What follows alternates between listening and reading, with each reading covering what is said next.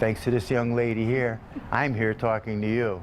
A very emotional reunion between rescuers and survivors today. This was at the Phoenix Awards in Fort Myers. The awards are given to emergency responders who resuscitate patients in cardiac arrest. 4 in Your Corner's Carl Fortier spoke with survivors who say they owe everything to these men and women.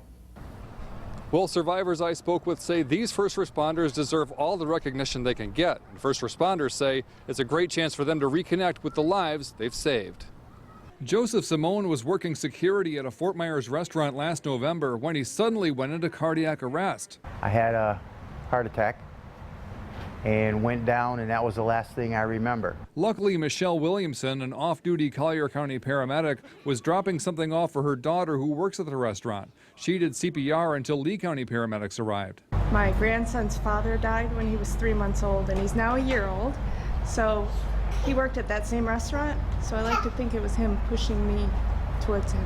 Williamson and dozens of other first responders were honored today at the Phoenix Awards, named after the mythical bird reborn from its ashes. EMS contacted me and said, would I like to give the award to the person who saved my life?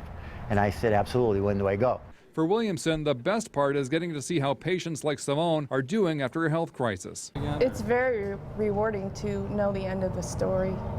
And a lot of times we don't. We drop someone off at the hospital, and that's the last thing we know. And now that they've met under better circumstances, Simone doesn't mind giving his rescuer a little jab in the ribs. After she heard my first 2 ribs crack when she did CPR, do you think she might have wanted to let up a little bit?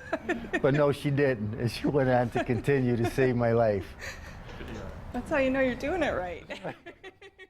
Lee County officials say this event gets bigger every year. In all, 34 cases were recognized at this year's ceremony.